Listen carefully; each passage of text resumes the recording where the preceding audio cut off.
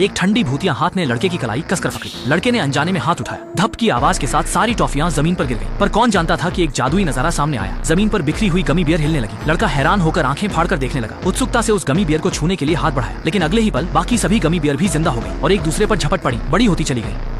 कुछ ही पलों में जमीन पर पड़े छोटे गमी बियर विशाल गमी राक्षसों में बदल गए। फिर वे लड़कों पर हमला करने लगे। दोनों लड़के घबराकर जान लगाकर पलटवार करने लगे। छोटा ही आगे बढ़ा एक गमी बियर को जमीन पर पटककर उस पर हमला करने लगा, पर लड़ते लड़ते उसका हाथ गमी बियर में समा गया।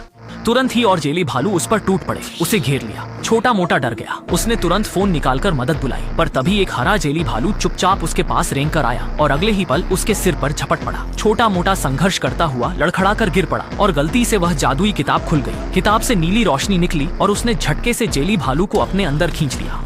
छोटा पांग ने राहत की सांस ली, पर देखा तो उसका भाई गमी बियर निकल चुका था। आंखें लाल कर उसने जादू की किताब उठाई, विशाल गमी बियर पर निशाना साधा। अगले ही पल किताब से नीली रोशनी चमकी, उसे पूरी तरह विघटित कर सोख लिया। इस तरह दोनों लड़के मुश्किल से एक बुरे सपने जैसे संकट से बच निकले।